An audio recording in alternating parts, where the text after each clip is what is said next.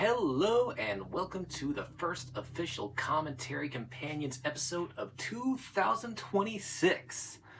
Man, that is so surreal. But anyway, for the first episode of Commentary Companions in 2026, we're doing Ghost Rider. Anyway, Ghost Rider is available to stream over here. This is where you can stream the first Ghost Rider film, and of course, if you're watching it on Tubi, you may need to pause the commentary to accommodate with all the advertisements. But anyway, of course, if you want to watch Ghost Rider on your DVD or Blu-ray, go right ahead because physical media matters. Anyway, sit back, relax, and enjoy Ghost Rider. Let's get on our motorcycles. Welcome to Commentary Companions. I'm your host, Tony Garcia, and today we are looking at the 2007 Ghost Rider movie. Yep, it took a long time, but we're finally getting there. Ghost Rider.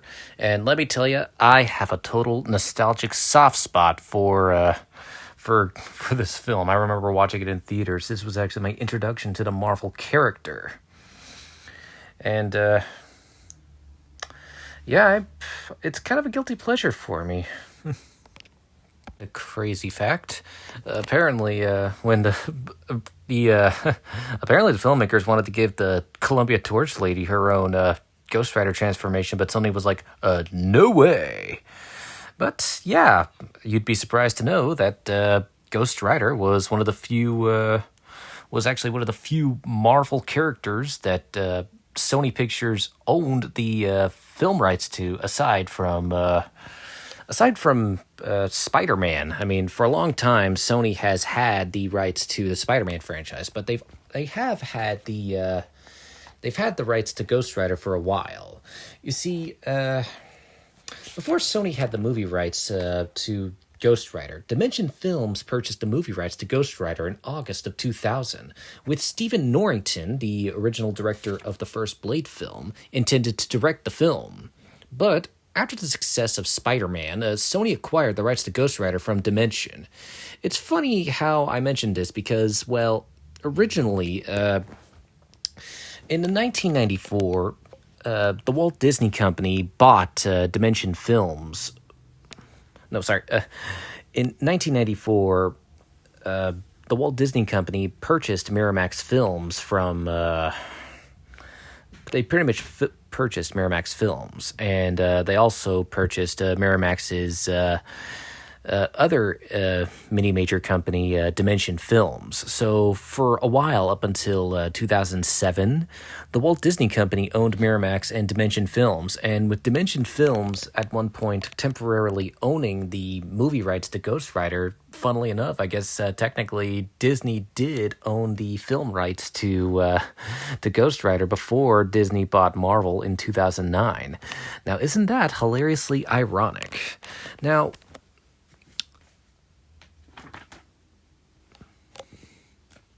hold on. Yeah, sorry. Trying to find one of the other facts.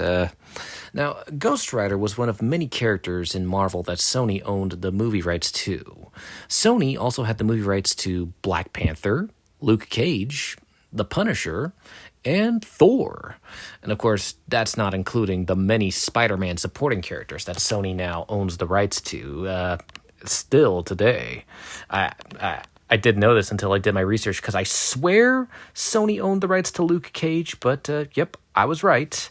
They owned the rights up until Disney purchased Marvel, and those rights reverted to Marvel. But yeah, Stephen Norrington was considered to direct Ghost Rider, but those plans fell through after Sony purchased the rights to Ghost Rider, and Punisher director Jonathan Hensleigh, spelled Hensleigh, Jonathan Hensleigh and David S. Goyer were attached to make Ghost Rider, and they even developed scripts for the film going back to 1992. And before Mark Steven Johnson was hired to direct Ghost Rider, Robert Rodriguez and Alex Proyas were also considered to direct. I find it pretty crazy how how Ghost Rider has so many Daredevil connections. You got the director of the 2003 Daredevil film involved with the film. And, well, funny story about the conception of Ghost Rider. Now, Ghost Rider was created by Gary Friedrich, Roy Thomas, and Mike Ploog. When developing the character, Ghost Rider was originally conceived as a one-shot villain for Daredevil.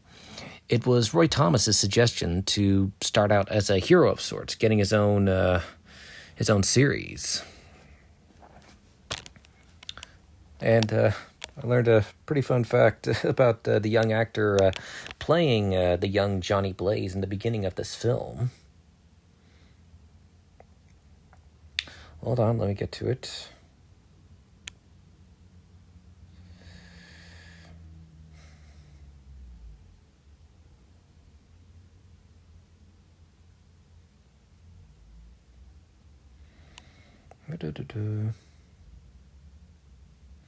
I believe the young actor who plays Johnny Blaze wore a prosthetic nose to better resemble Nicolas Cage, which makes sense.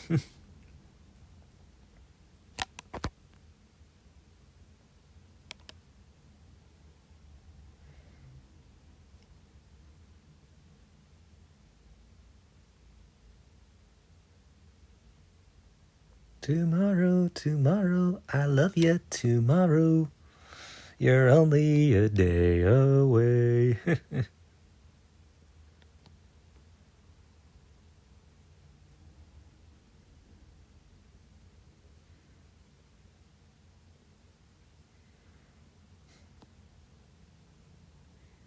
Father and son set to blaze.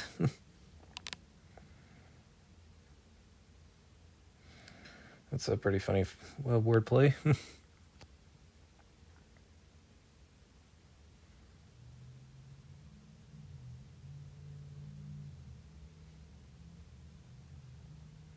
Now, the movie was originally budgeted at $65 million, but soon the production costs went up once Nick Cage came on board and demanded a hefty fee to play the lead.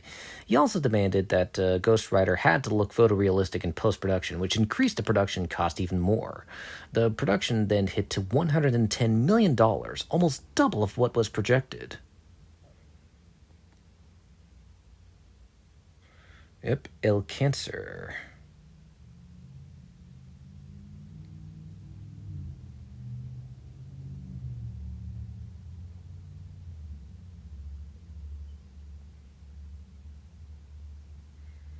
Oh, speak the devil, and the devil appears. And yeah, this was actually my first introduction to actor Peter Fonda. It was actually Nicolas Cage's idea to cast Peter Fonda as the villain. And Ghost Rider is the live-action cinematic debut of Mephisto, who is Marvel's equivalent to the devil, but he's not, the biblical Lucifer. Now, Mephisto made his comic book debut in Silver Surfer number 3, published in December of 1968, created by Stan Lee and John Buscema. Mephisto was inspired by a German folklore demon known as Mephistopheles from the 15th or 17th century in Faustian legend. I hope I did pronounce Mephistopheles correctly. And it does feel appropriate to cast Peter Fonda as the devil here because, one of his best-known roles is in Easy Rider, starring Jack Nicholson. So it kind of makes sense why Nick Cage wanted Fonda as the character. Also, I love the detail of the devil's shadow in the background, looking much more demonic. Yep, a deal with the devil. I know Marvel says he's not the biblical devil, but he's the devil to me. And Mephisto has played big roles in other Marvel stories, such as the Infinity Gauntlet, and also the most infamous story, Spider-Man One More Day. By this point, Mephisto is pretty much a Spider-Man villain.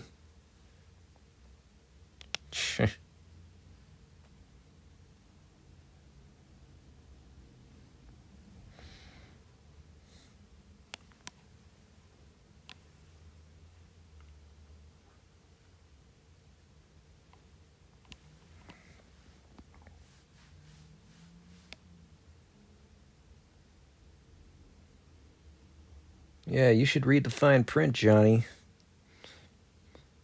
Butterfingers. Yeah, blood pact. But, those are some scary devil eyes right there. Evil eyes.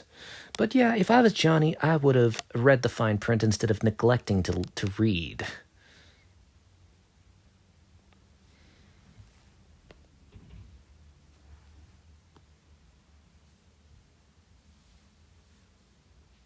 Huh, that's a quick checkup.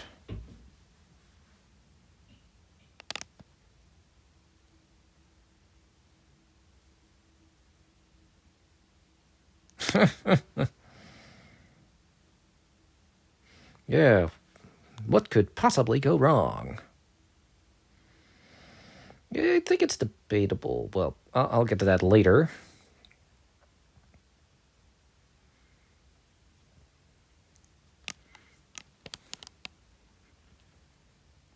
Well, speaking of the devil. Yeah, I don't know if it's really debatable whether where Johnny's father would have died, whether Mephisto was behind the death of his father. I think even if Johnny hadn't made that deal, his father probably would have died anyway, either from the cancer or from the stunt gone wrong. I mean, shit happens.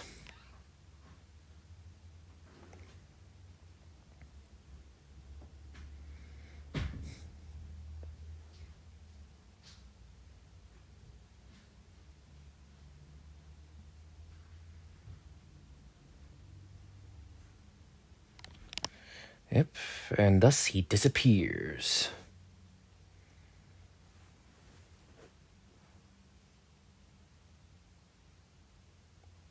Yeet! Yeah, when I was a kid and I saw Johnny's motorcycle, this was right after I'd seen Transformers. His motorcycle kind of reminded me of Optimus Prime, specifically the color scheme with the flames.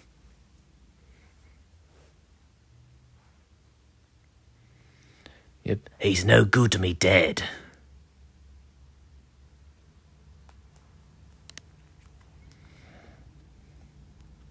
Yep, won't let you die, won't let you live.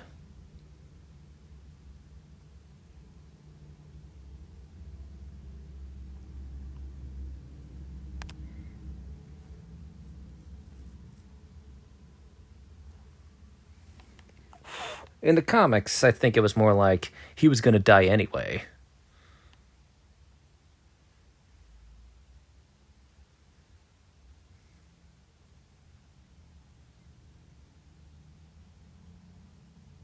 And I think this is where he put the spirit of vengeance in him.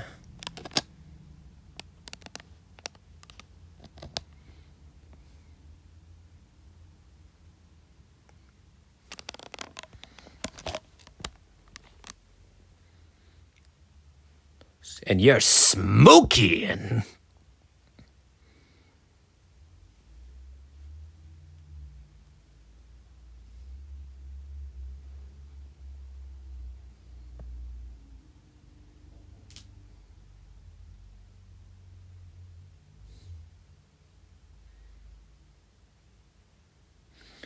Now, at the time of filming, the world record distance for a motorcycle jump was 277.5 feet, set by Trigger Gum in May of 2005.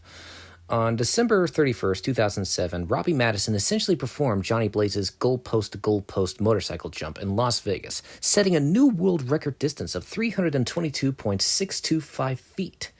That's pretty awesome.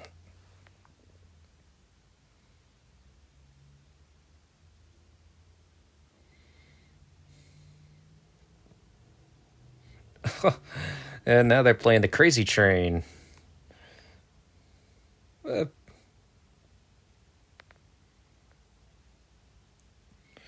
Now, Nicolas Cage is an avid comic book fan. He took his stage surname, Cage, from Marvel character Luke Cage, because remember, Nicolas Cage is the nephew of filmmaker Francis Ford Coppola. His son is named Kal-El, which is a reference to Superman's Kryptonian name. And He was previously considered to play Green Goblin in Spider-Man and was going to be Superman in Tim Burton's abandoned Superman project. And he was also considered for the role of Tony Stark in Iron Man back in the 1990s when the film was in development hell. But Ghost Rider is Cage's first role based on a comic book character. I mean, he lobbied furiously to play the role of Ghost Rider. And in fact, Nicolas Cage, who was 8 years old when Ghost Rider first debuted and read the comics, well, Nick Cage is such a fan of Ghost Rider that he actually got a Ghost Rider tattoo, and the tattoo had to be covered with makeup to play Johnny Blaze.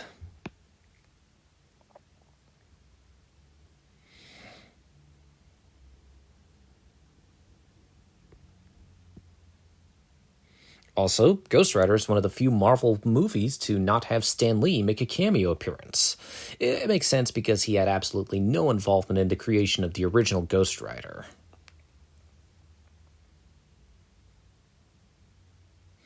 Also, the head-on shot of Johnny crashing his motorcycle on landing after jumping a long line of trucks is identical to the famous shot of Evel Knievel's crash after a spectacular jump at Caesar's Palace on December 31st, 1967.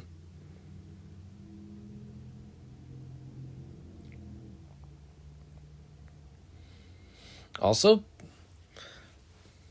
Nicolas Cage wrote some sections of the script, and Mark Steven Johnson made 30 drafts of the script. Did Optimus Prime make a cameo appearance? I swear the truck that's the same truck from Transformers. Or probably not, just similar color scheme, if you know what I mean.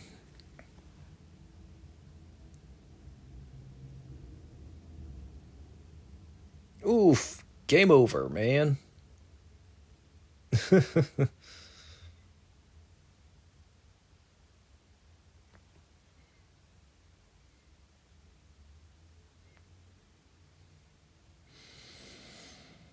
Yep. Nicolas Cage wore a toupee for Ghost Rider, and the hairpiece required 3 hours to apply every day.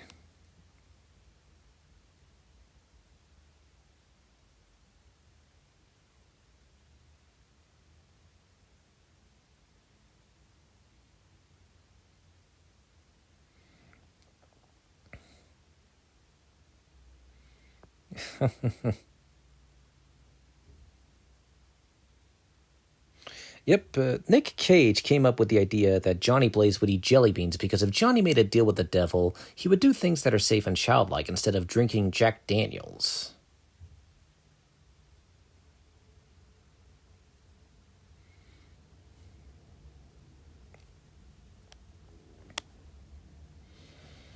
Now, before Nicolas Cage was cast as Johnny Blaze, Johnny Depp was interested in the role, and Avi Arad considered Eric Bana for the role of Johnny Blaze before he was cast as Bruce Banner for the 2003 Hulk film.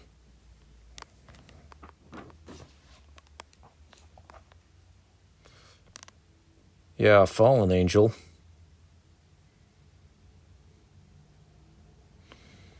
But I do like this shot of his reflection showing off his skull. Now, Johnny Blaze, who was the original Ghost Rider, made his comic book debut in Marvel Spotlight number 5, published in August of 1972. And as I mentioned, he was created by Gary Friedrich, Roy Thomas, and Mike Ploog. Uh-oh. I bet you the weatherman did not predict raining lava and skull clouds. And here we have Blackheart. This was actually my first introduction to actor Wes Bentley. And you might find this funny or sad, maybe a bit pathetic. But according to an interview he gave to the New York Times in 2010, Ghost Rider was made during the middle of Wes Bentley's decade-long, extremely serious addiction to cocaine and heroin.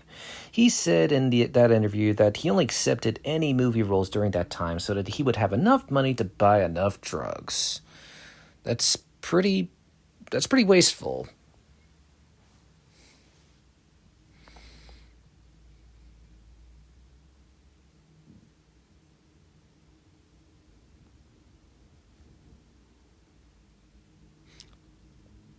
Holy Dimnock, Batman!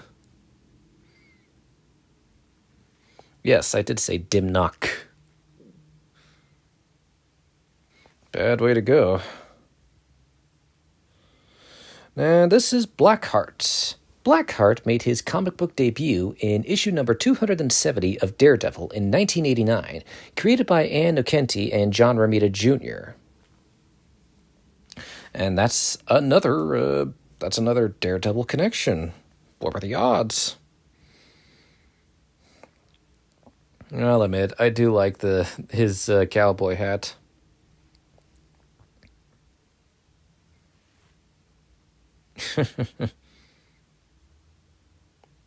Ugh.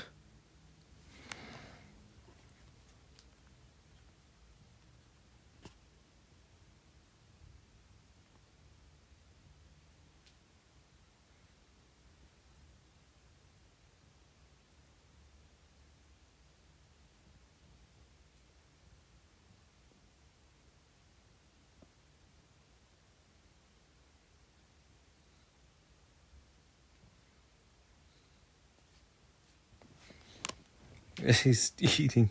Oh yeah, the monkey thing. Actually, the filmmakers had purchased the rights to that video in order to feature it because they thought it was so funny.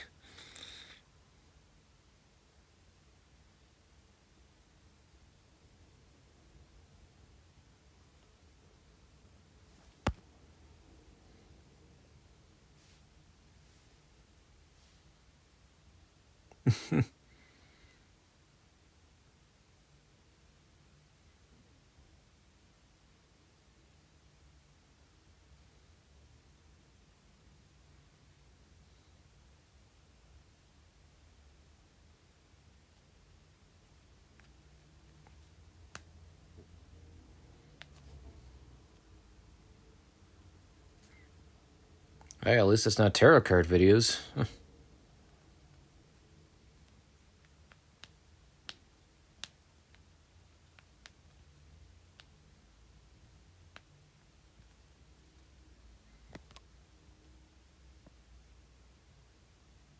Yeah, so Nick Cage and the filmmakers liked the funny internet video where a chimpanzee was using martial arts with his master.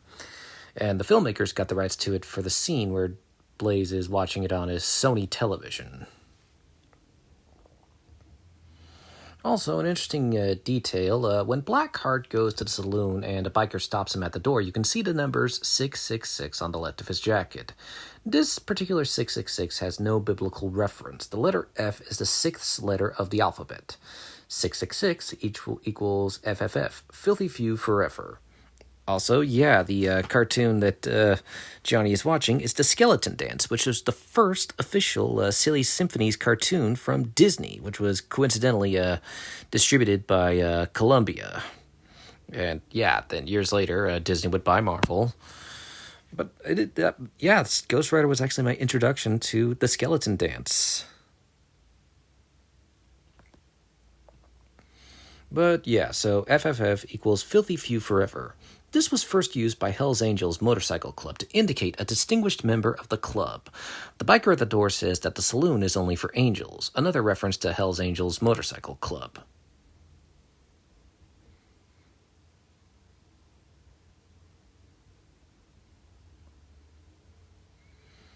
Dimnock. You know, if that lady's face became more skeletal and we saw her teeth with a forced frown, that would have been way more scarier.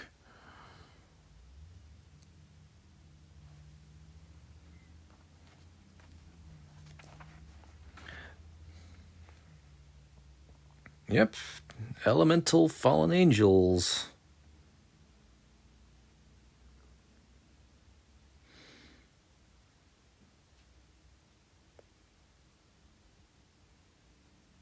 Sam Baganza.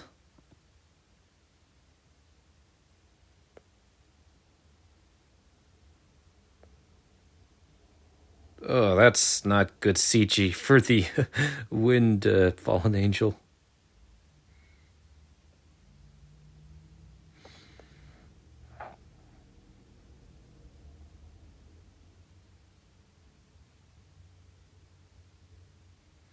But yeah, that's actually good makeup for Blackheart's demonic form. It actually took 3 hours to apply. Keep my daddy's name out of your yuckin' mouth! But yeah, the Hidden are inspired by the fallen angels that God exiled with Satan in the Bible. It was Michael and God who exiled them both, exiling them to hell in the Bible.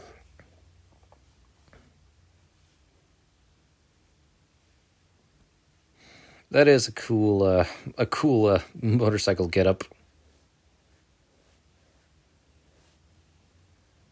Karen? Oh yeah, Karen Carpenter.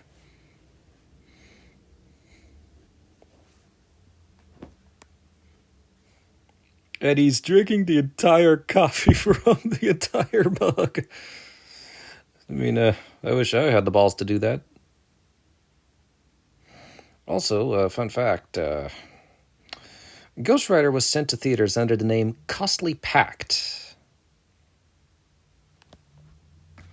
And according to the Time Variance Authority, Ghost Rider takes place on Earth 12113. Earth 121347. Did she say Mr. Blade?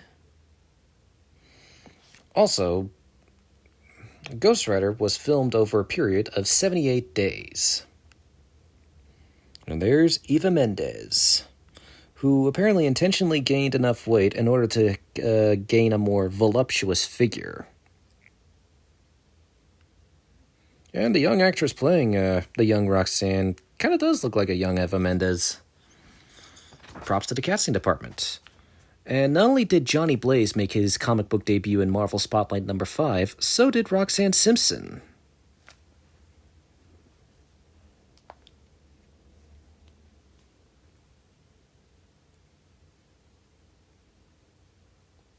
During the shoot, Nick Cage was the guest of Ferrari at the Australian Grand Prix race.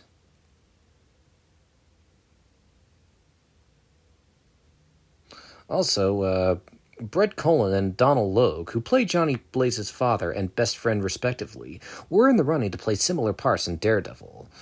It's like Brett was considered to play Matt Murdock's father, and Logue was considered to play Foggy Nelson.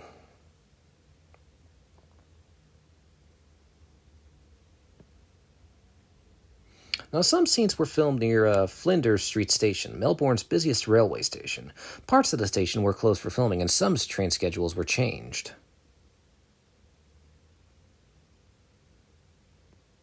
And Nick Cage improvised during takes to bring some sense of humor rather than making the film relentlessly dark. Most of his improvised lines remained in the film.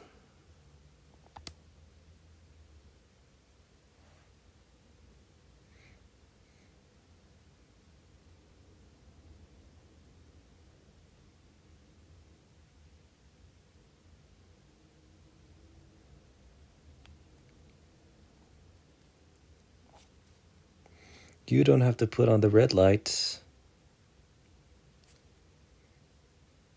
Yeah, she's still disgruntled.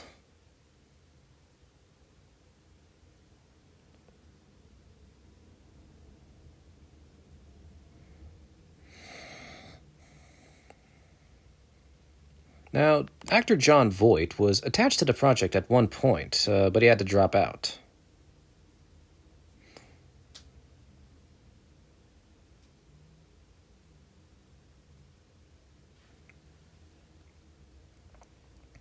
Now, the opening went through a couple of different versions before it ended up with Sam Elliott's narration.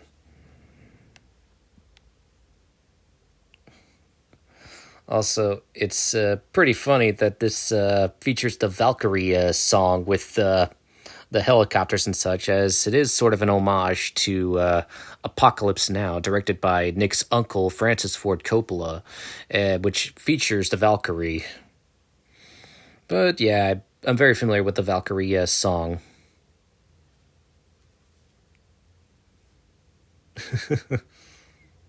Human sacrifice makes me uncomfortable.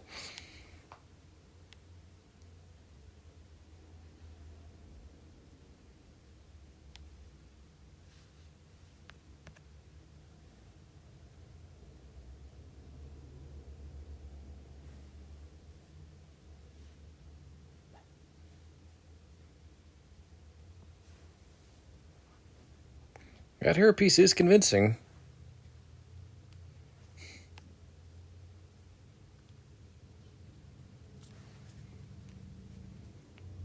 Yeah, get your head in the game.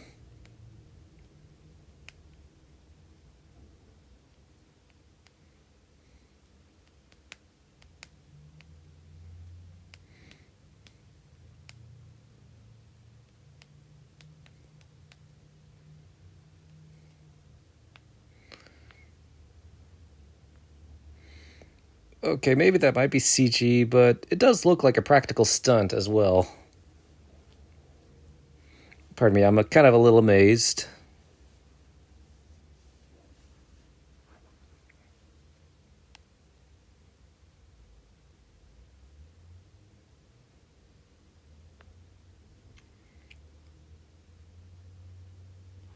Whoa, man!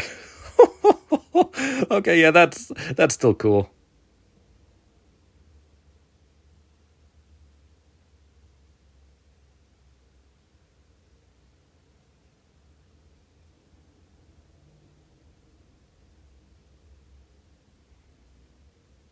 Uh, Sorry, this is making me think of Blues Brothers for some weird reason.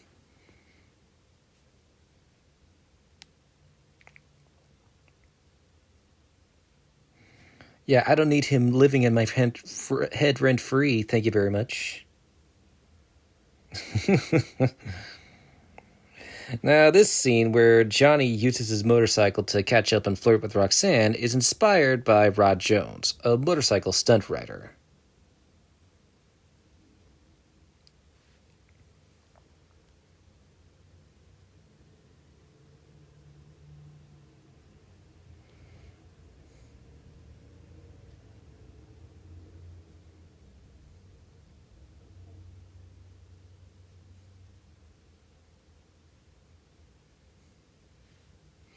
But yeah, Mark Steven Johnson wanted Johnny Blaze's loft to be an ultimate fantasy bachelor pad because Johnny doesn't separate his life from his work.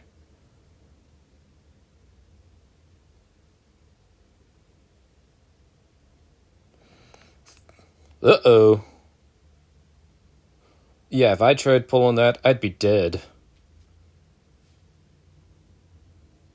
I can imagine her heart's racing.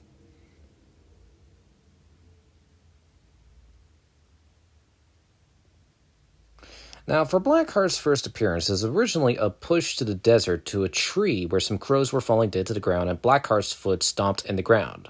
It was changed to raining fire with a thunderstorm.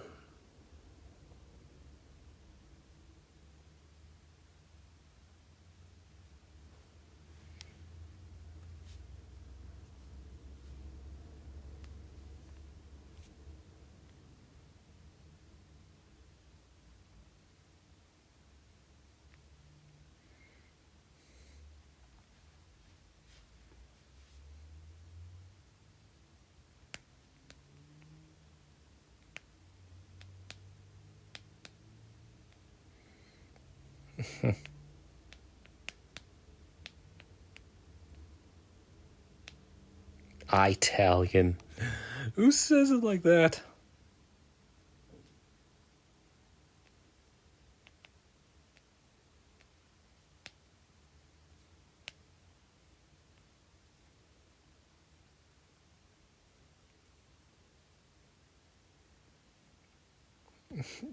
Okay, I think we didn't have to use the cow for that.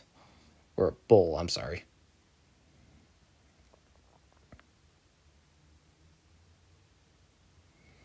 So, Eva Mendes was really excited to meet Peter Fonda again after they attended a screening of Easy Rider.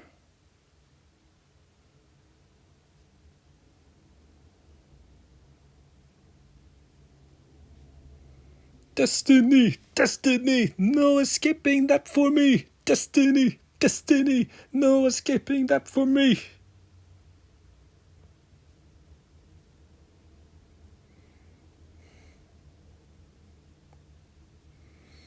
Now, apparently, whenever Blackheart gets angry, they use sound effects of baby jaguars to add to the voice.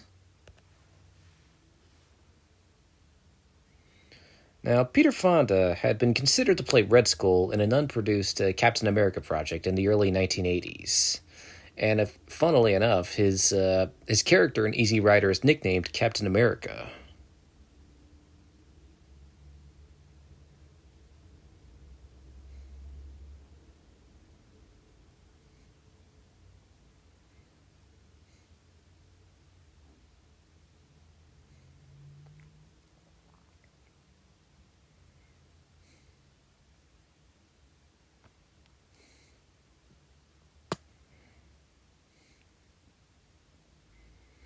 Interestingly, for the scene where Blackheart kills the female bartender, it was filmed in both Vancouver and Melbourne. Wes Bentley was filmed in Vancouver on a green screen because the set from Melbourne couldn't be replicated.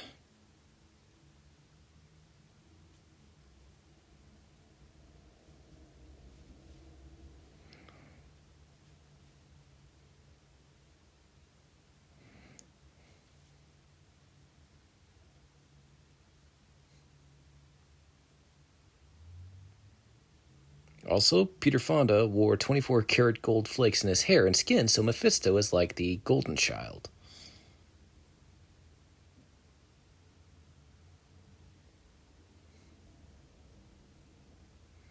Also, all of the trucks from the motorcycle jump scene were real trucks. Oof, you got some glowing hands.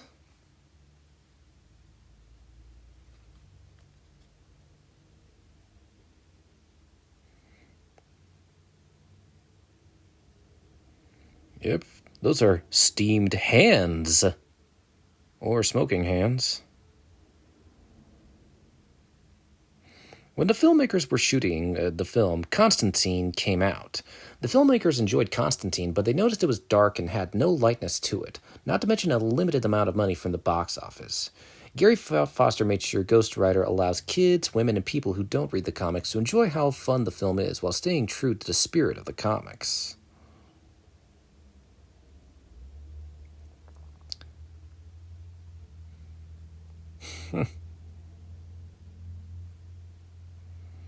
Oh yeah, she's gonna be mad. Eva Mendes signed on the film without a script. Now, when the filmmakers started shooting, they put red highlights in the hair of Nicolas Cage, which was considered controversial. The filmmakers eventually made his hair all black. Now, a lot of the movie was filmed in Australia, and Mark Steven Johnson liked filming there, but he didn't like how many flies were there.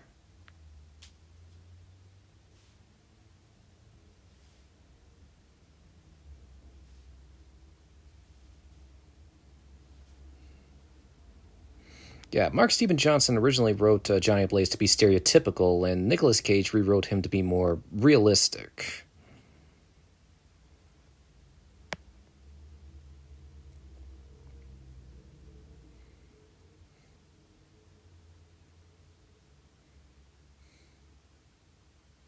Would it be tiresome if I constantly said, "Speak of the devil and the devil appears"? I mean, it's on the nose and I couldn't resist. What?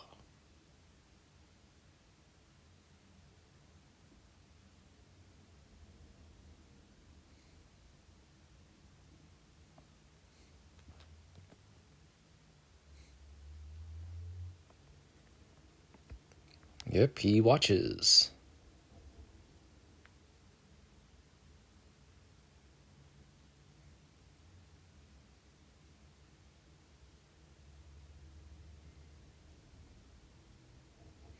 Now, Mephisto had a Western and Johnny Cash-like look because Mark Steven Johnson was tired of devils being comical and in a business suit.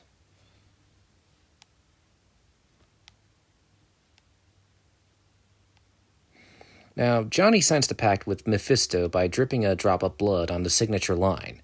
In the classic Faust story, the contract must be signed in blood.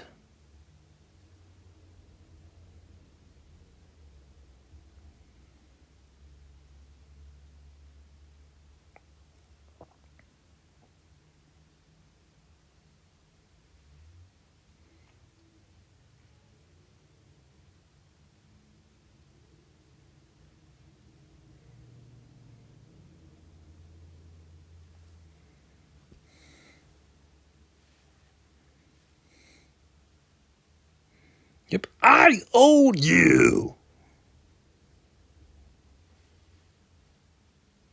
Which does not sound like a guarantee.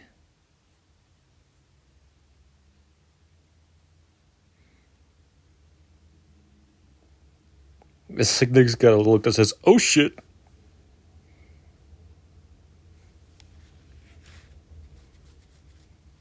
Ooh, I hope those guys with the broken windows are insured.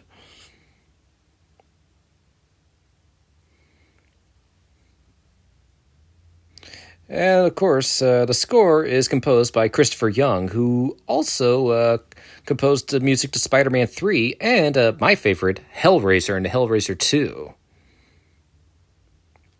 I can see how it has a bit of a Hellraiser vibe. Actually, it's a good choice to feature Christopher Young. Yep, the speedometer is getting way beyond 88 miles per hour. I think the speedometer is pretty much busted. Kind of would have been funnier if the speedometer ended with 666 in the mileage.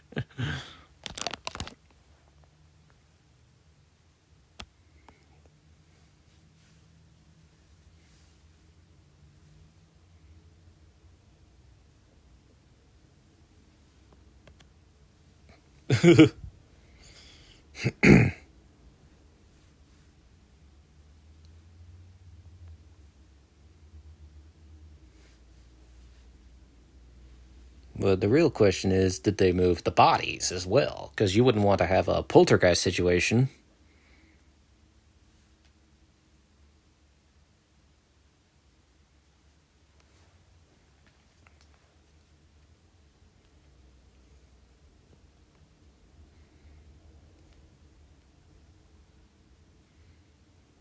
Dimnock.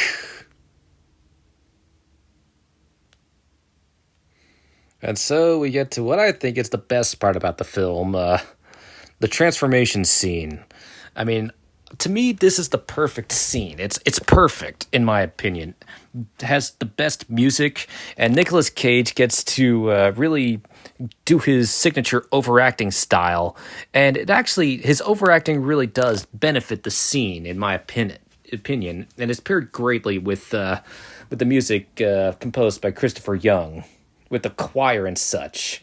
And interestingly enough, when the scene was filmed, it was based on werewolf transformations, and like the idea is Johnny is in extreme pain as the transformation occurs, while the Ghost Rider inside him is enjoying the transformation, and it really does work great with Nick Cage's overacting.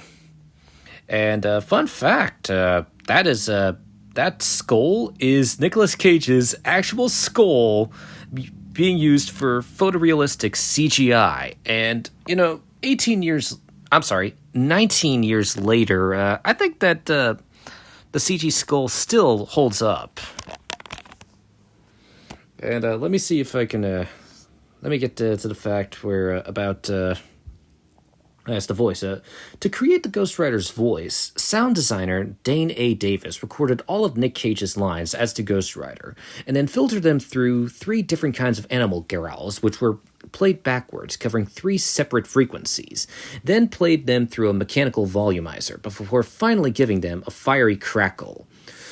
Mark Steven Johnson compared it to a deep, demonic mechanical lion's roar, and said, "One thing is for sure, his voice will shake the theater." The filmmakers hired Dane A. Davis for sound design because of his work for The Matrix and Simon Birch, another project by Mark Steven Johnson. But I think it works.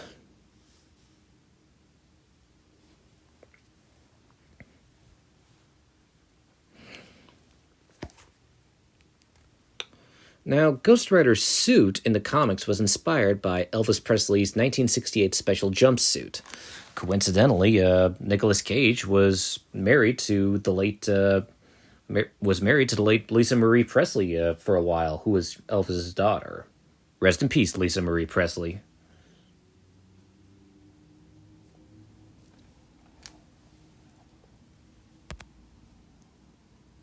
That is a cool line.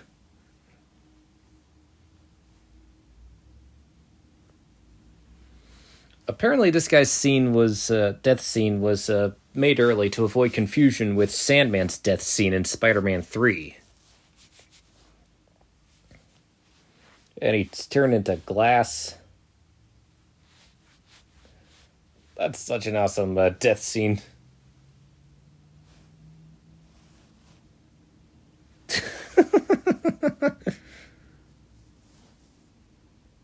Oh man, I hope at least the motorcycle didn't suffer any scratches.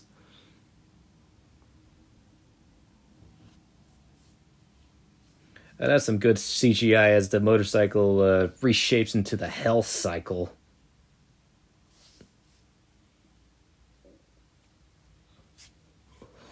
Oh man, that's yucking awesome. Apparently, the Hell Cycle was inspired by the designs of H.R. Geiger. You know, the guy best known for designing the Xenomorph in the Alien franchise. Ooh, she's pissed. Tell me I'm pretty. Oh, wrong thing to say.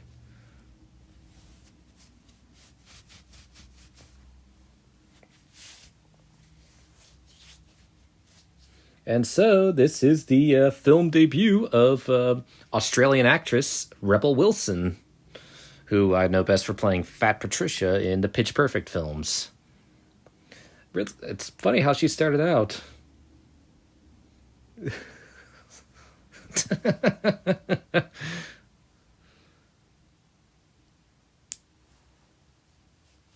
And so, we get the famous penance stare scene, which actually is established in the comics. Yep. Ooh. Big mistake. Ooh, melted like butter. Now, the first time Ghost Rider used the penance stare was in Marvel 2-in-1, issue number 80. And now, Johnny Blaze used the penance stare to confront Ben Grimm, the Thing. The Thing was possessed by mutant Elias Bogan. Blaze did this to save Ben Grimm, or was it Zarathos who possessed the Thing? Either way, Ghost Rider used the penance stare to save Ben Grimm. Marvel 2-in-1 number 80 was published on June 23rd, 1981, written by Tom DeFalco and illustrated by Ron Wilson. Yeah, I think Ghost Rider just made that dude catatonic. Which is a fate worse than death, if you ask me.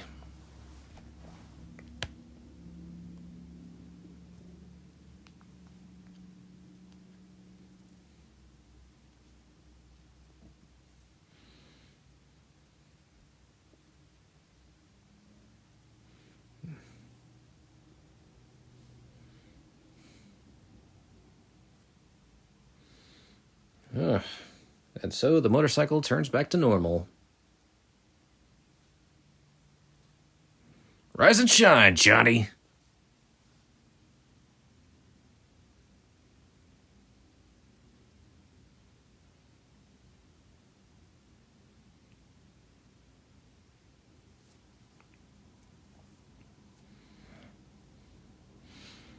Now, Mark Steven Johnson got drunk during filming the graveyard scene with Nick Cage, and they encountered a security guard who is a film fan and thought he saw a ghost. The guard offered him a cappuccino.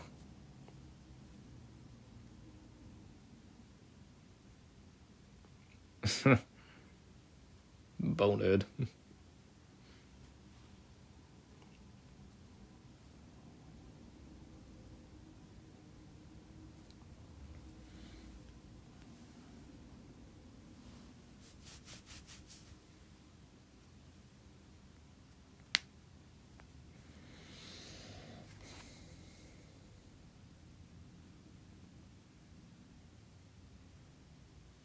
Hey, he's thirsty for some holy water.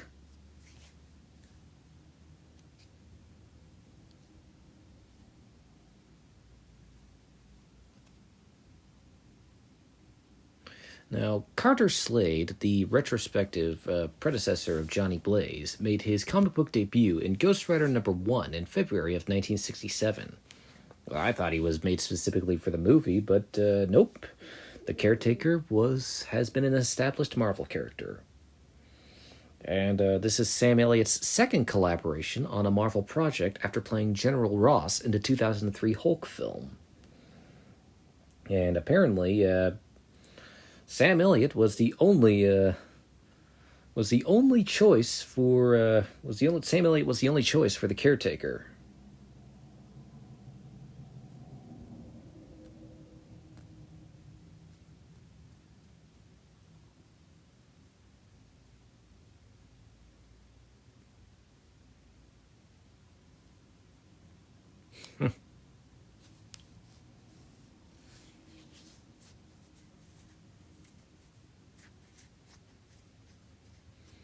He's very much one step ahead.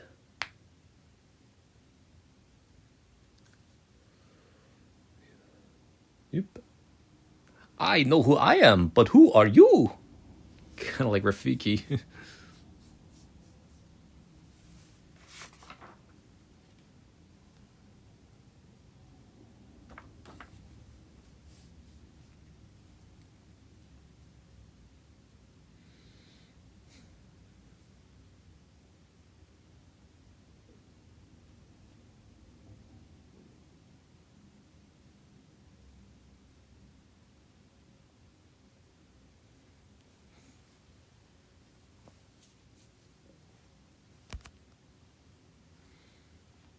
Oop, mum's the word.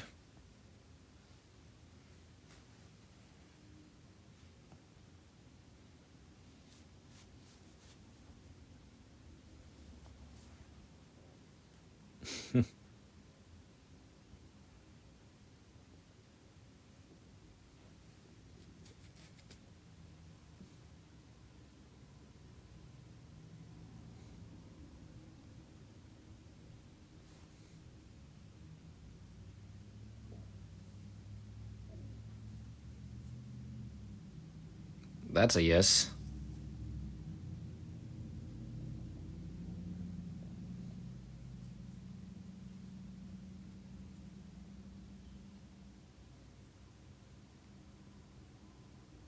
Oof, well, that's mean. Well, at least this guy didn't say quiet, piggy.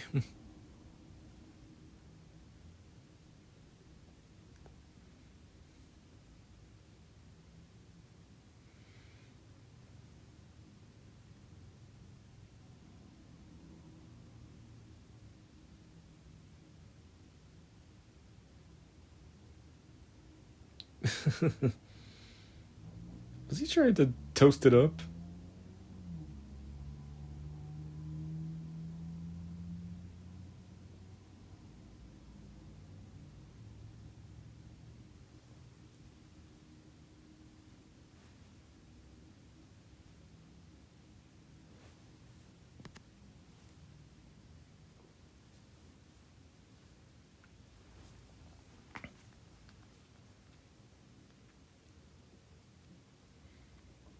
Now, Ghost Rider's fire color represents his emotions.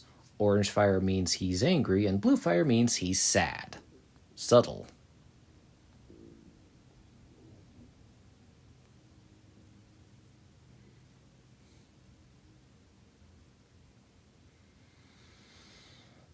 In 1975, Marvel released a series of Topps trading cards that featured various ghost superheroes and villains saying some phrase. The Ghost Rider card said, "Peter Fonda, look out."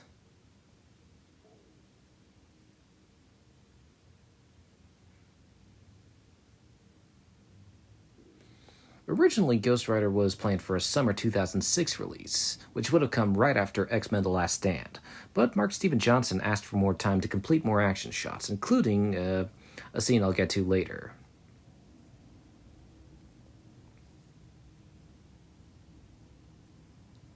While at Sony Pictures Imageworks, who worked on the who worked on the special effects for the film, Sam Elliott gave the special effects artists a pep talk. However, he was also sick during filming of the graveyard scenes, and his voice was hoarser than usual. I think I can notice.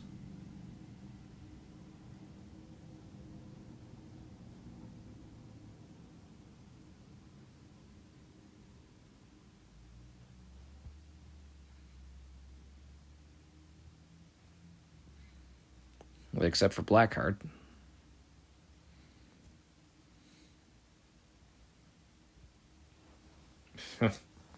I sense sarcasm.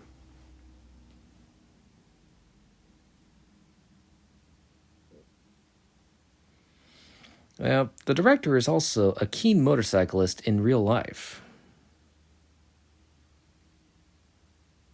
And in the original comics, the caretaker was inspired by Sam Elliott.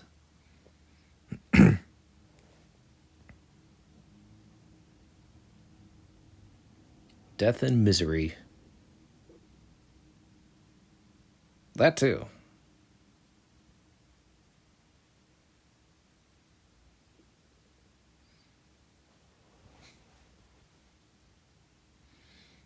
Yeah, the Hell Cycle is inspired by H.R. Geiger's art style, and to make it different from the comics.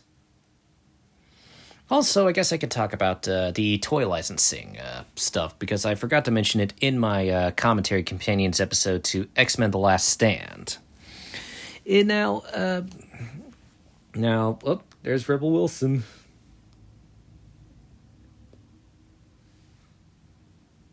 Okay, she's clearly doing an American accent instead of her natural Australian accent.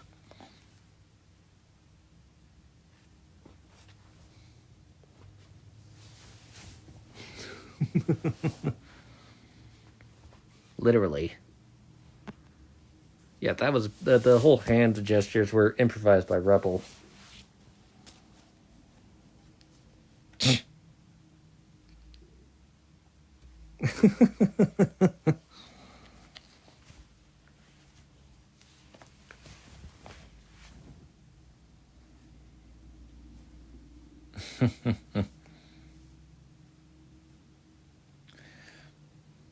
Yeah, that was improvised too, the hand gesture right there. Now, anyway, now let me talk about the toy licensing deal. Now, back in the 90s, Marvel merged with a toy company known as Toy Biz Entertainment, and for a long time, Toy Biz held the toy licensing rights to any Marvel property. And Toy Biz was responsible for establishing Marvel Legends, which pretty much had action figures of the Marvel characters from the comics. And it was actually... Marvel Legends remains one of the most popular Marvel Legends remains one of the most popular toy lines from Marvel to this day, and it's still influential. And Toy Biz did many of the toy tie-ins for many of the live-action Marvel movies up until Elektra. For you see, after that, around 2006, Marvel Entertainment made a license. Marvel pretty much changed their licensing agreements for toys and made a toy licensing deal with Hasbro. And Hasbro has had the toy licensing rights to Marvel ever since, which was pretty much the downfall of Toy Biz. And eventually, Toy Biz ceased production around 2008. And X-Men: The Last Stand was one of the first times that had Hasbro doing action figures for Marvel movies. But of course, these X-Men: The Last Stand action figures were released a year after The Last Stand was released. And Ghost Rider was the first true Marvel movie to feature action figures based on a live-action Marvel movie. Also, if I'm correct, the 2007 Ghost Rider movie is the only Ghost Rider movie to have a toy tie-in. Let me look quickly. And also, apparently, Mark Steven Johnson denies that the scene where Johnny Blaze is shirtless, he says that the abs are not CGI, but I don't know. I don't buy it. I mean, Nick Cage says he worked out. Maybe he did. Maybe those are actual abs he had, or maybe those were CG abs. You tell me. But anyway, was the 2007 Ghost Rider movie. Great. Gotta recorrect that because Speak Type isn't that intelligent. Yep. Ghost Rider. The only Ghost Rider movie to get a toy line. Yep. Well, actually, no. Yeah, so Ghost Rider had a significant toy line from Hasbro, but it wasn't the only one, as the sequel, Spirit of Vengeance, also had toys. Probably from Hasbro, though perhaps less extensive, and alongside various Ghost Rider comic and video game figures from different eras by companies like Toy Biz and Marvel Legends. Hasbro released 6-inch posable figures in the style of their Marvel Legends line, plus a larger 12-inch Ultimate Ghost Rider with Flame Cycle. And these toys captured the look of Nicolas Cage's character and his motorcycle from the movie.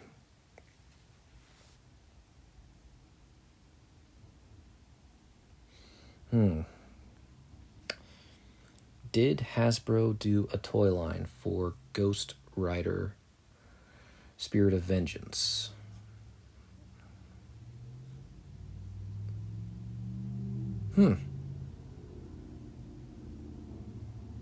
But it doesn't really say whether Hasbro actually did a toy line for Spirit of Vengeance. I'm going to assume that they probably didn't do a toy line for Spirit of Vengeance. That's probably my assumption.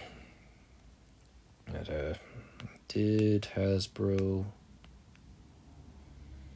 do a toy line for Punisher Warzone 2008? Yep.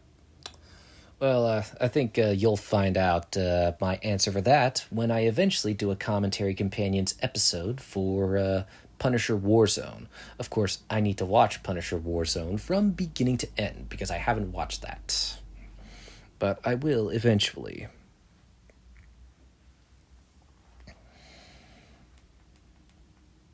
I mean, she's a reporter. Nothing can surprise her.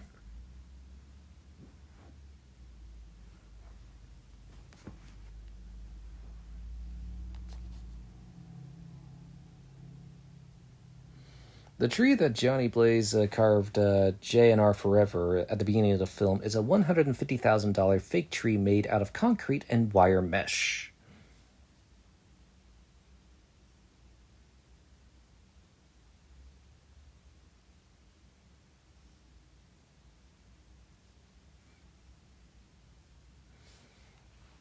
I think she's calling bullshit on that.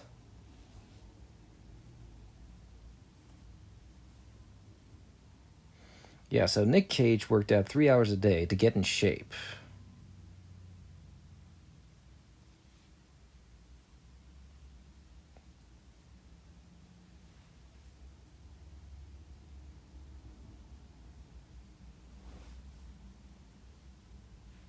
For the motorcycle jump scene, the filmmakers used a spider cam for the long distance.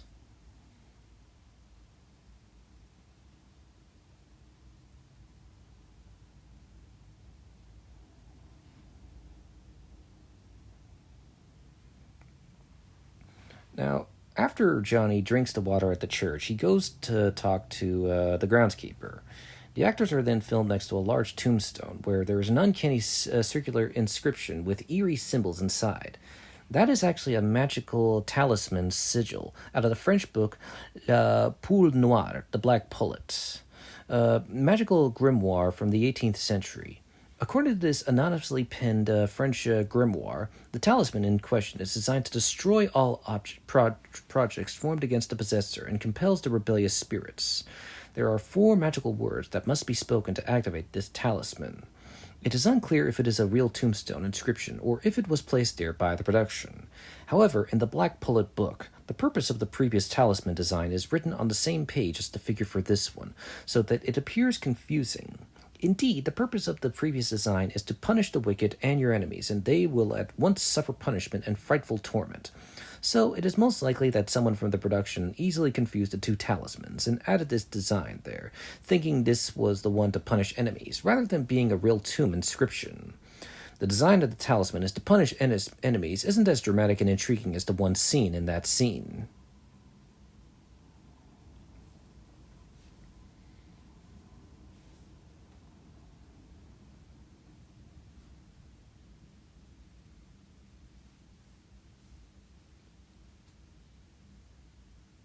What for? I still don't know why he's arrested. Oh right, suspected in in those murders, which sounds ridiculous.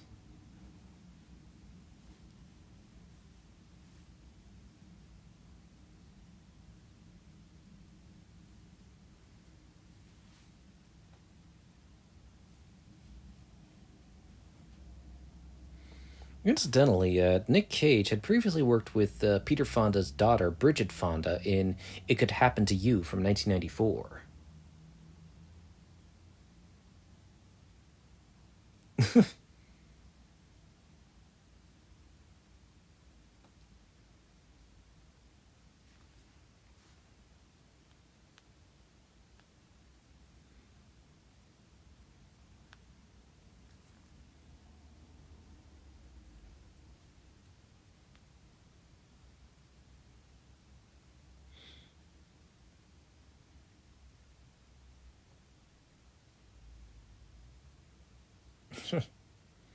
Apparently, Nicolas Cage lost his voice during filming of the first transformation scene.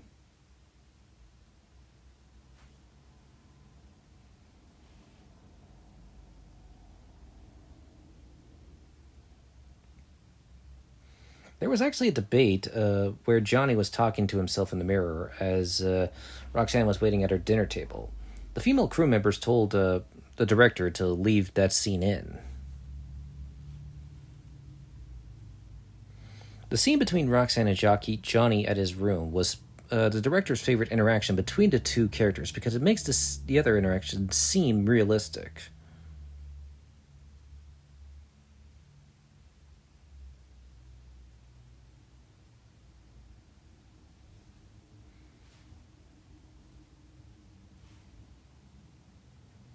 During filming, a good amount of crew members hadn't seen Easy Rider, and Peter Fonda gave a screening at Mark Steven Johnson's loft apartment.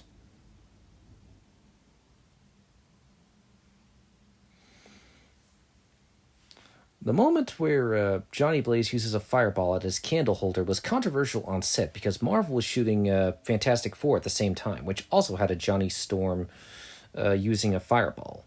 Marvel didn't want to repeat themselves, and Nick Cage said he doesn't care about Fantastic Four and that he cares about Ghost Rider. After Fantastic Four was a hit, the filmmakers kept the scene, and nobody made comparisons to Johnny Storm.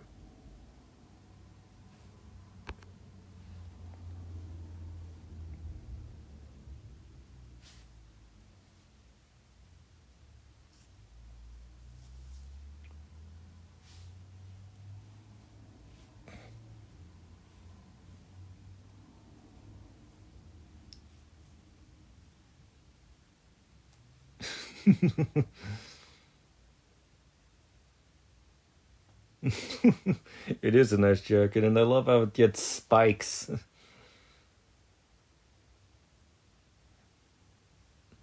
That's so cool. The filmmakers considered the prison scene fun because Johnny Blaze would go out of prison as Ghost Rider and not of anger.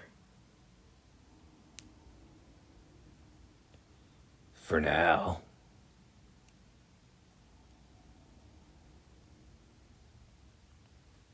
And he melts the bars.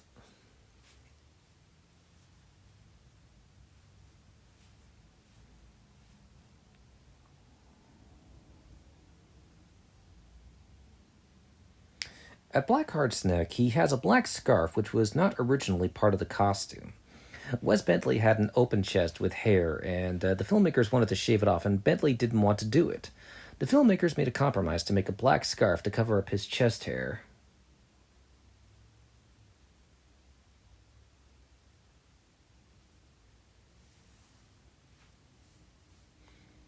The shot where Ghost Rider jumps out of skyscraper on his motorcycle was shot purely for the trailer. It was never intended to be in the movie.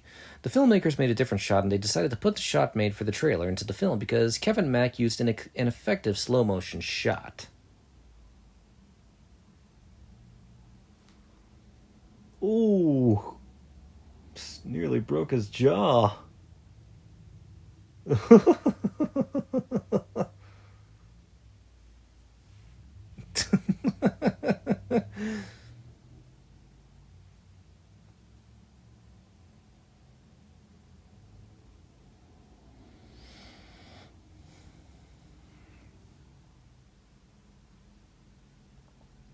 Oh, yeah.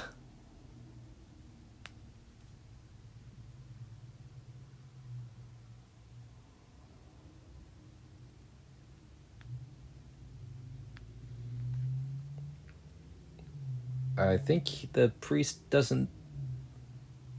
Okay, he does know what he's talking about.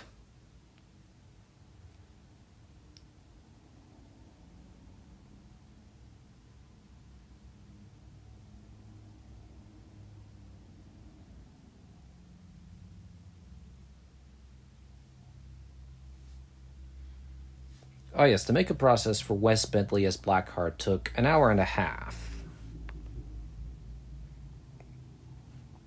And the director cherry-picked his favorite aspects of the 1970s Johnny Blaze Ghost Rider comics and the 1990s Danny Ketch comics, so the film would be the best of both worlds.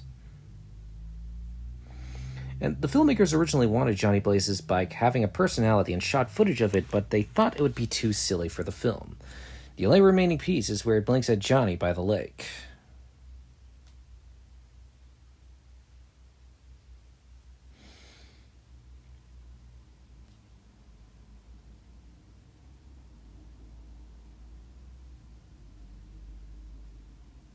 Did he just flip the bird? I've heard of Christ walking on water. Never thought I'd see the Ghost Rider riding on water on his motorcycle.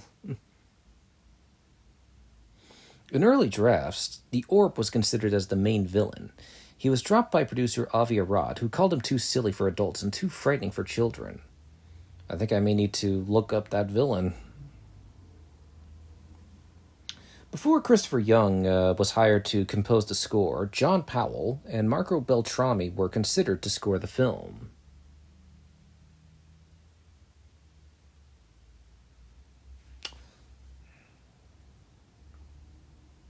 But yeah, Mark Steven Johnson pretty much hired Wes Bentley to play Blackheart because he enjoyed his performance in American Beauty. Yep, the Orb Marvel.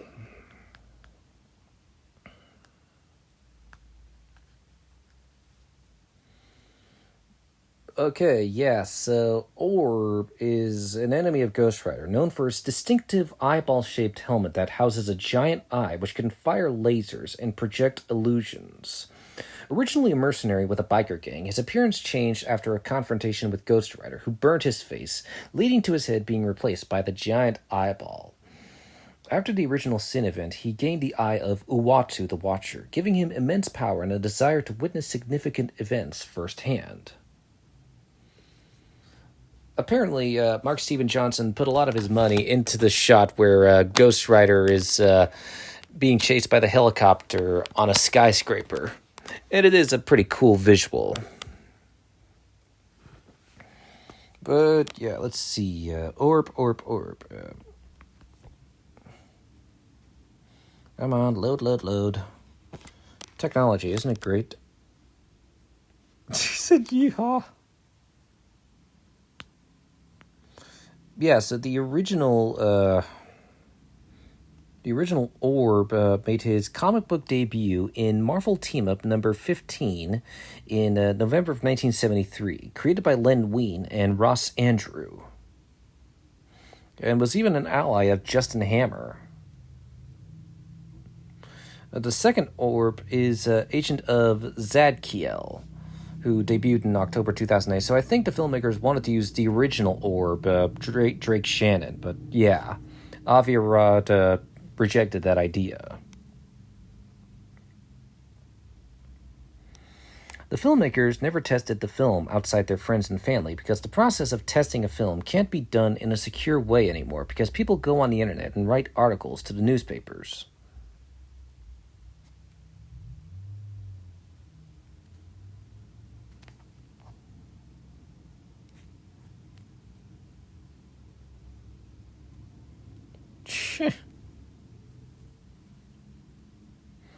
The train yard chase scene originally took place in an alley with a police chaser, but was changed to prevent a cliché. Also, Peter Fonda read a lot of Ghost Rider comics before he got cast. Also, Mephisto giving Johnny Blaze the motorcycle in the night by the alleyway was the first scene Peter Fonda ever shot.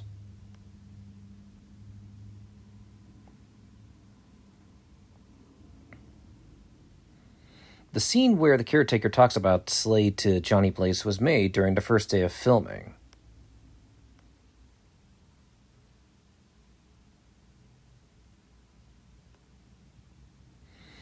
Now, Nick Cage didn't play with a lot of hair at the time, and the filmmakers hired Peter, a famous wig designer from England, to make a wig for Cage to wear for the film.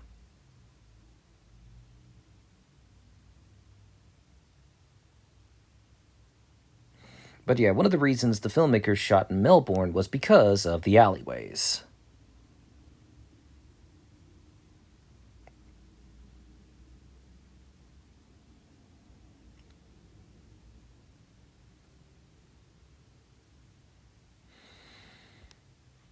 The screenplay Mark Steven Johnson wrote was more difficult than anticipated because the comics had great artwork, but there wasn't a solid run for the story of the film.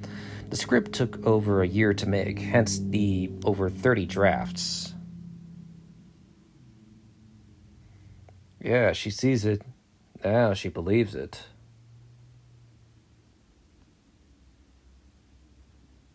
Am I blue? Am I blue? Ain't these tears in my eyes telling you? When will these trigger-happy cops learn that guys like Hulk and Ghost Rider can't be taken down with guns?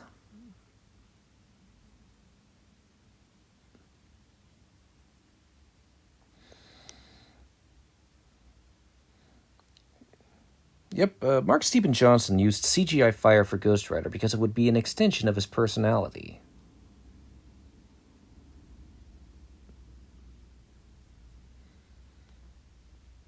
Yep. Mark Steven Johnson envisioned the penance stare as being in a room with all your stuff, and someone smacked into the window, and the person is stuck looking at it over and over for the rest of his life.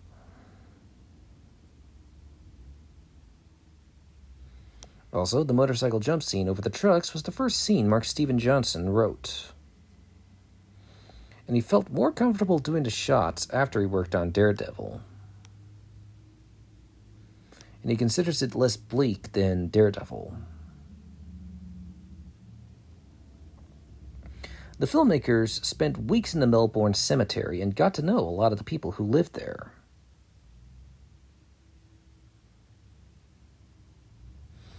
Now, Nick Cage lost 10 to 15 pounds for this film.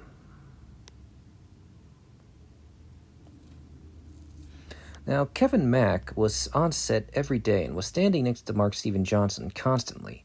They really bonded and understood creatively what each other wanted. Mark was terrific at allowing Kevin to bring his visual effects ideas to the table.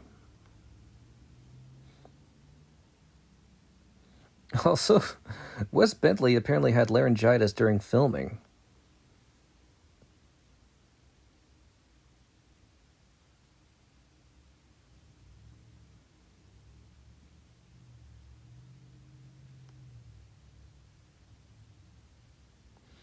Also, Eva Mendes and Mark Steven Johnson came up with the magic 8-ball scene. Crash McCreery was hired to redefine and shape the Ghost Rider's look for the movie. He made concept art, and the filmmakers in Marvel approved of it. They took the concept art to Imageworks for the visual effects.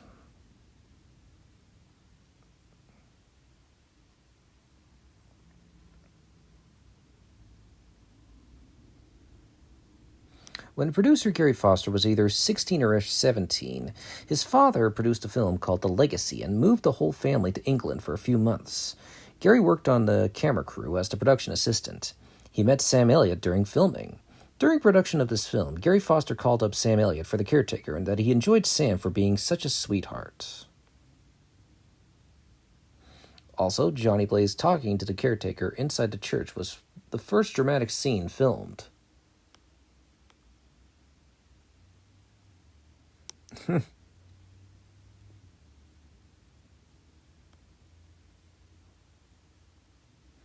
I do agree that Daredevil is certainly more dynamic than the Ben Affleck Daredevil movie.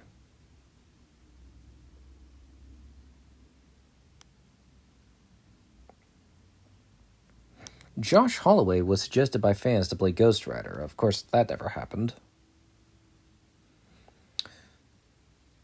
Oh, wow. Blaming Roxanne for Johnny's problems. Some friend you are.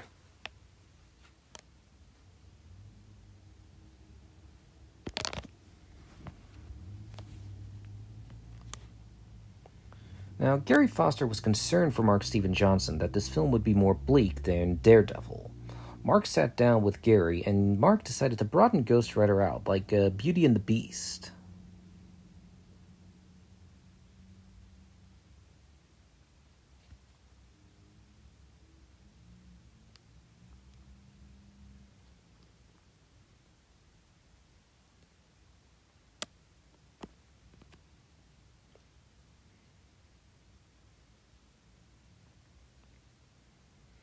The filmmakers did a lot of relighting for the climax during post-production.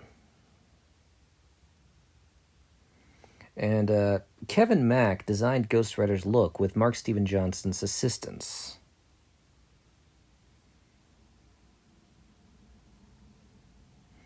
Now, the filmmakers had some wardrobe consultants who are twins and spent a couple of days with the filmmakers and brought off the rack clothes and augmented Nicolas Cage's wardrobe, including leather pants. Dimnock.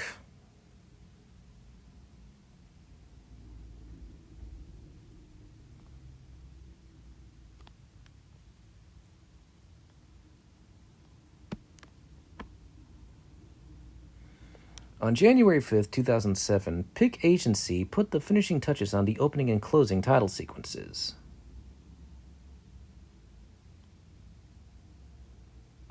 So, apparently, Blackheart can hold back on how deadly his touch is. I love how he acts frightened but then taunts Ghost Rider because, oh, please, I have no soul. Of course, I had to make a reference to Squidward saying, oh, please, I have no soul.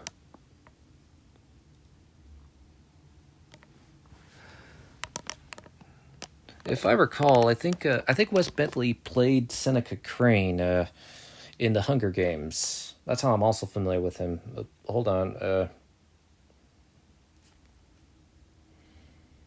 Who did Wes Bentley play in the Hunger Games?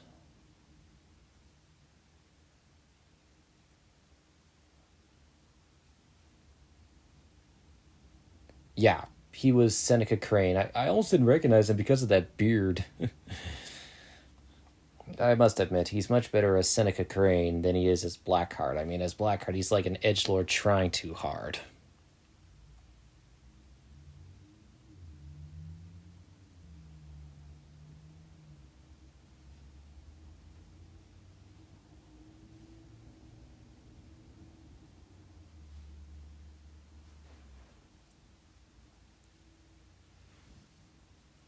I mean, what would happen if Ghost Rider burned the contract?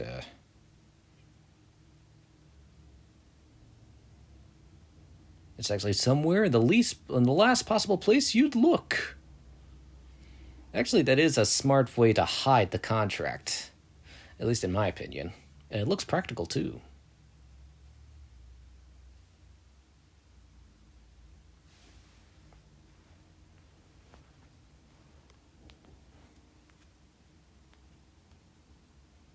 But you don't have my spirit.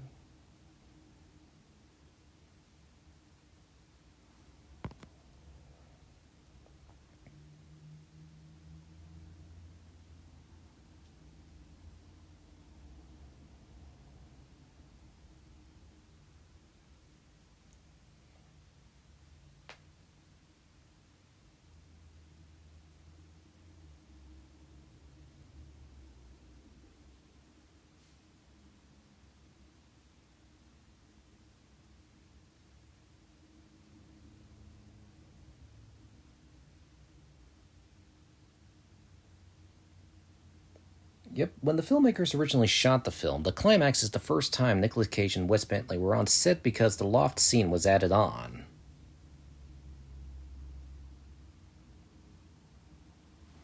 Well, that's a nice horse. He's a handsome horsey. Did I mention that I like horses? I like horses.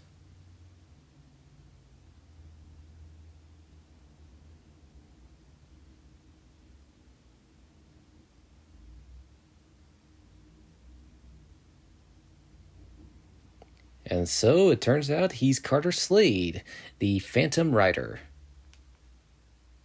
He does look cool.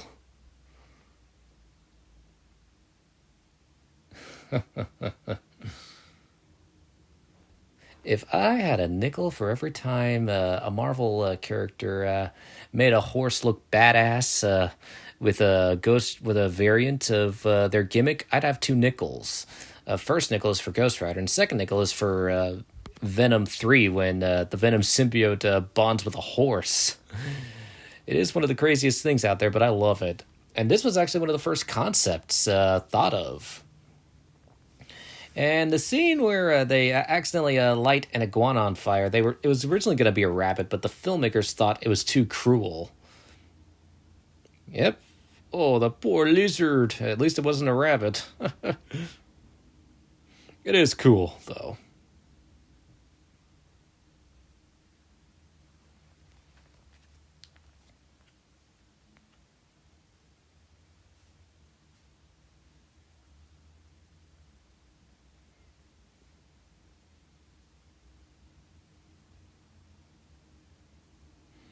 Now, the cursed town is known as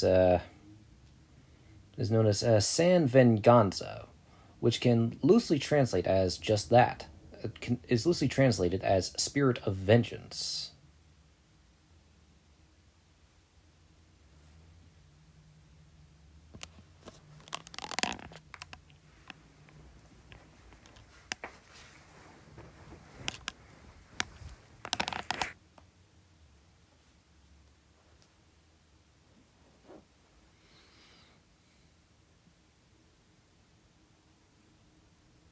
I'm not gonna lie, I like Sam Elliott's performance as Carter Slade more than I like his performance as General Ross. He's just that good. I mean, he's definitely an example of the actor who's never terrible in a movie, no matter the quality. In fact, I think Sam Elliott was also one of the few good things about the Golden Compass movie. I hope one day I can collaborate with him, or at least meet him.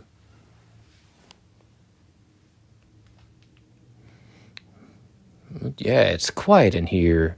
Too quiet.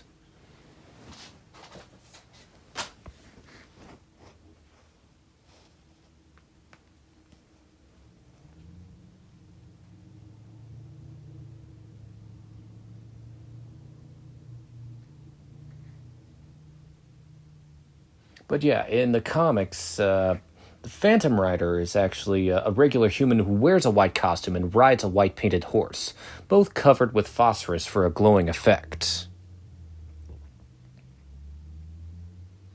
And interestingly, for the theatrical cut, the caretaker's bruises were covered up to prevent a plot hole.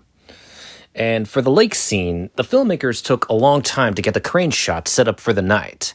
They had to keep the water at a certain temperature, and they had it to keep it moving so it wouldn't be as stagnant and mildewy. That's boiling right there.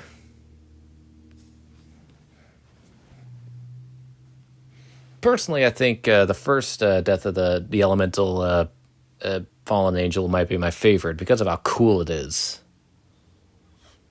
Great, now I'm all wet.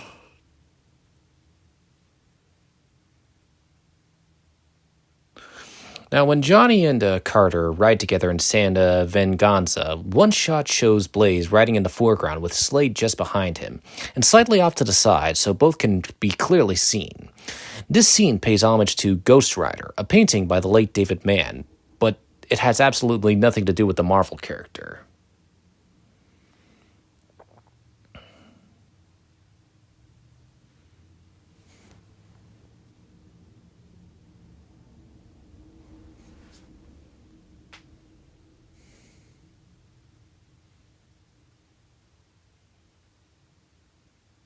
And actually, Kevin Mack and Crash McCreery created the concept of the two Ghost Riders together, and is one of the first concepts. At one point, the filmmakers thought the horse would have come out of Carter Slade's grave, but they couldn't figure out how to do it, so a random horse showed up instead.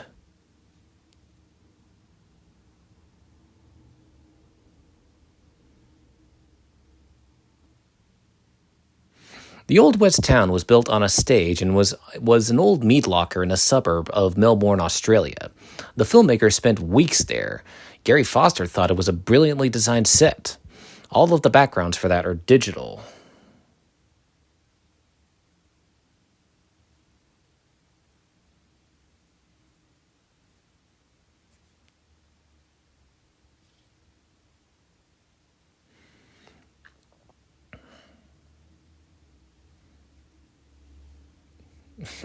Trying to stab him in the back.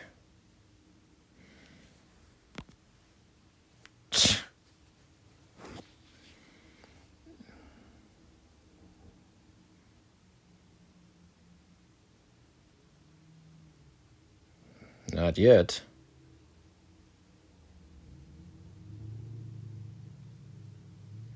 It's like, I don't think so. Bitch, you thought.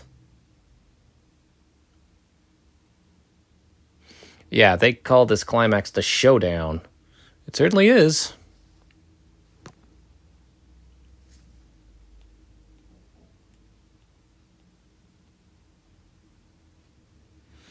Is it weird that I don't really consider Kick-Ass to be Marvel? I guess so.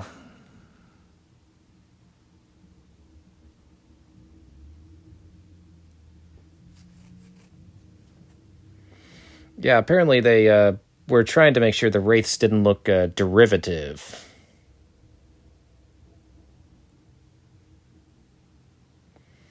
Yeah, this definitely, those ghosts definitely remind me of the 1999 Mummy movie.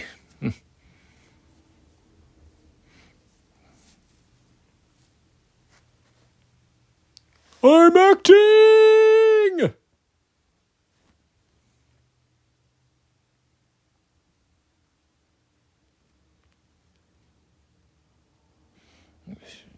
Ooh, yeah, that is not a good CG demon. Looks like something out of The Mummy Returns.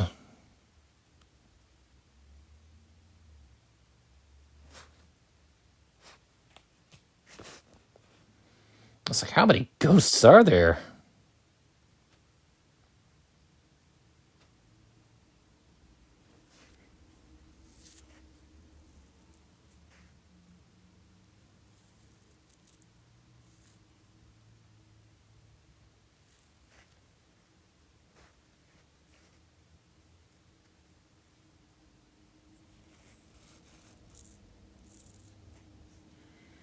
Yep, that line, "My name is Legion, for we are many," is pretty much from the Bible, specifically Mark chapter 5, verse 9.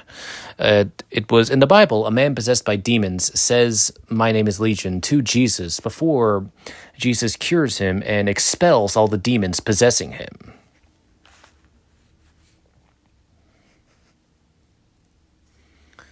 It's like, Legion is bulletproof. Like, that's only going to slow him down.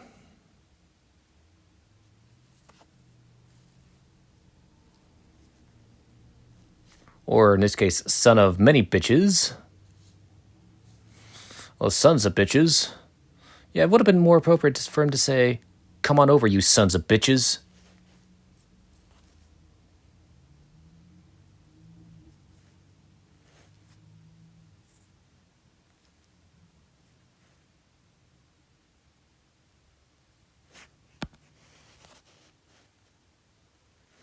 Don't you mean all of your souls will be ours? Since it is Legion, one of many. She blew his head off. Oh, look at that. All out of bullets.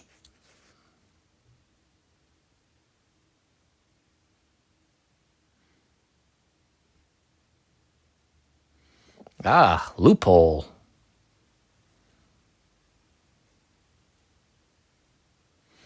I mean, Carter did say to stick to the shadows. And now I'm thinking of T-1000 reforming after getting shot down and frozen by nitrogen.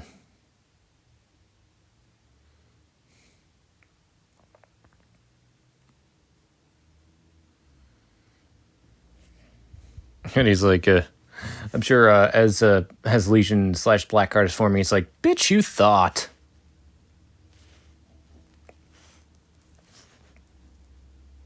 I mean, does kind of remind me of the way Frank Cotton pretty much starts reviving in Hellraiser, I guess.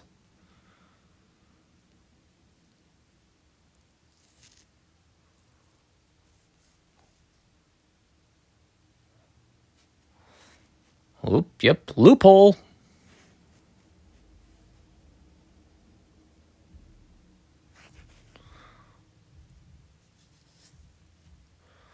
Yes. Yes. And so, yeah, the perfect loophole to defeat Legion.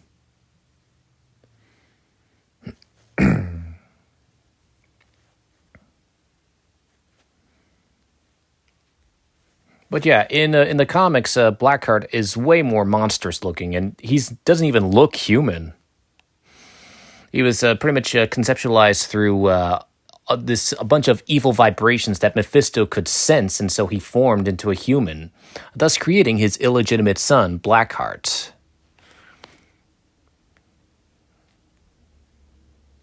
But like I said, that's one hell of a way to defeat Blackheart.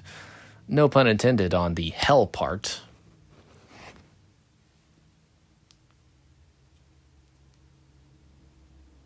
Yep, and he's sad.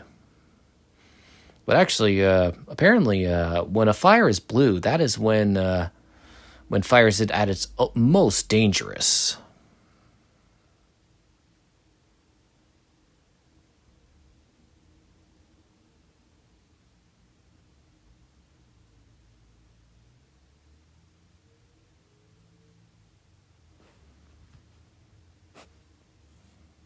Oh, that's nice. Kissy kissy.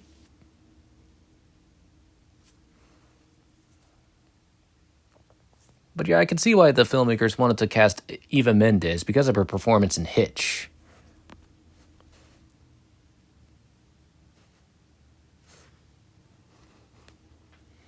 But I think even if I don't really trust Mephisto here because this is the devil we're talking about. Who knows? I think Mephisto would have found a way to double cross him. Maybe cause something tragic to happen in an ironic comeuppance. Sounds like something the devil would do.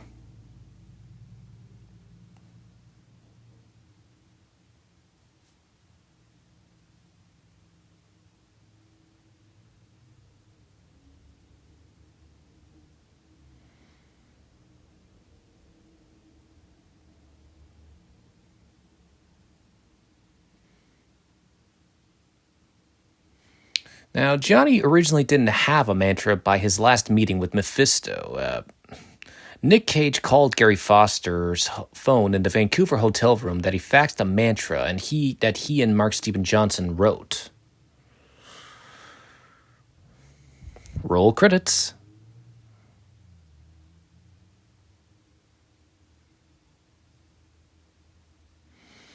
And it'll result in a crummy sequel that's inferior to the first one.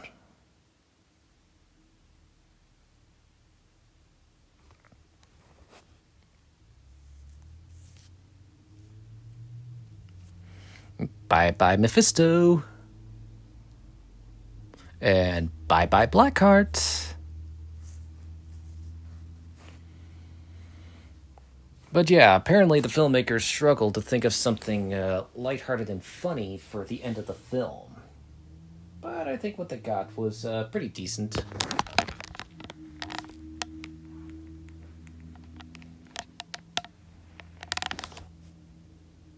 If you don't make a choice, the choice makes you.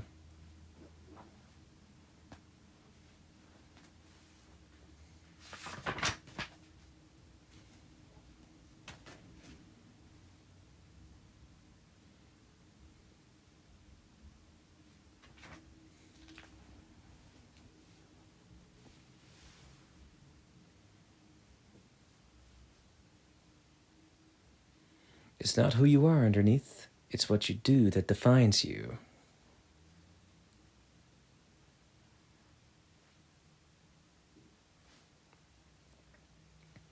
One last smoochy.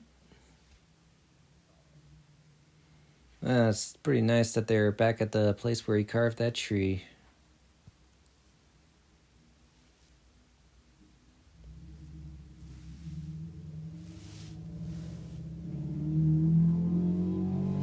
Pretty romantic.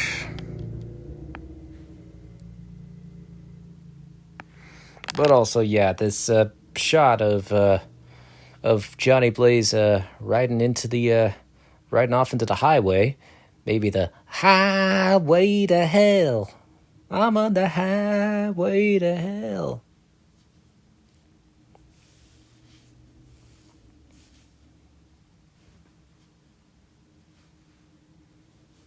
Oh, the way he just raises an eyebrow before turning to Ghost Rider, that's a pretty cool final shot.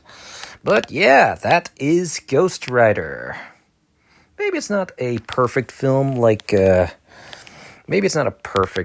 Spider-Man and all the other pre-MCU films, but I personally like it more than I like Daredevil, and it may not be, I know it's not perfect, but it's certainly an audience pleaser, and whenever Ghost Rider's on screen, it's definitely an awesome film, and, oh yeah, David S. Goyer is an executive producer. That may explain why he was involved with the sequel. But yes, I intend to do a commentary companions episode on Ghost Rider Spirit of Vengeance as soon as I get with the other films. I plan on also doing a commentary companions for Spider-Man 3 very soon. Of course, maybe a while because I'm also planning on going to Universal Studios in Florida. But anyway, that was my commentary companions episode of Ghost Rider. Thanks for listening to it. Be sure to like and subscribe. Don't have a good day. Have a great day.